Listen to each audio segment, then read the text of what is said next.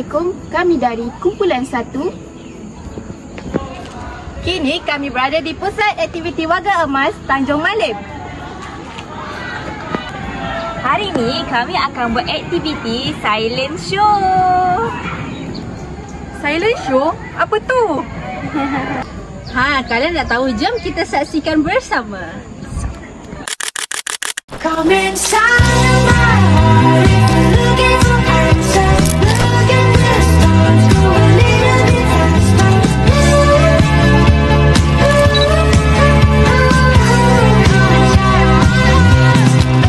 inside of my heart if you're looking for answers. Look at the stars, go a little bit faster.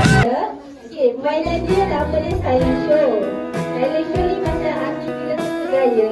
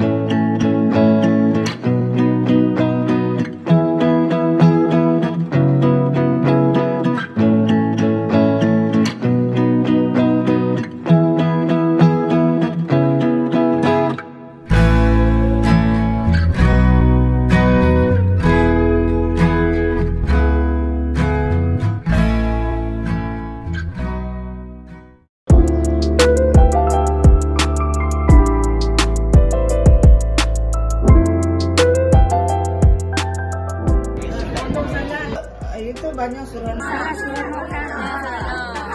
Seronok juga budak-budak di sini. Okey, apa Bila bergaya dengan main secara senyap dengan ikut isyarat tangan. Nanti pun untuk faham dah. Masa yang minggu lepas tu nak ada waktu sama saya tak faham. Apa cakap. Sebenarnya dia orang tak boleh faham kan. Di sini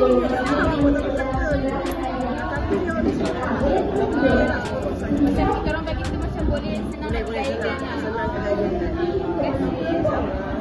kita pelatih, kita bayar otak. Seronok. Imagination is very good. Very good.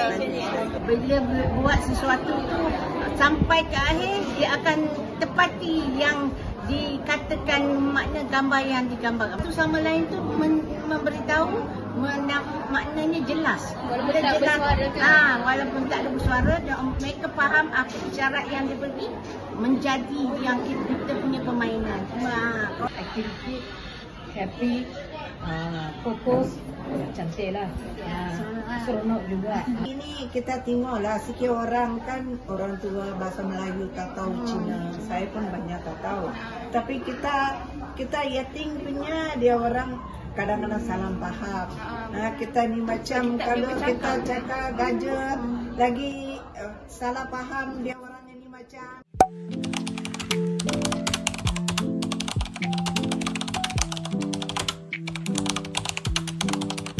Yang satu, Shelter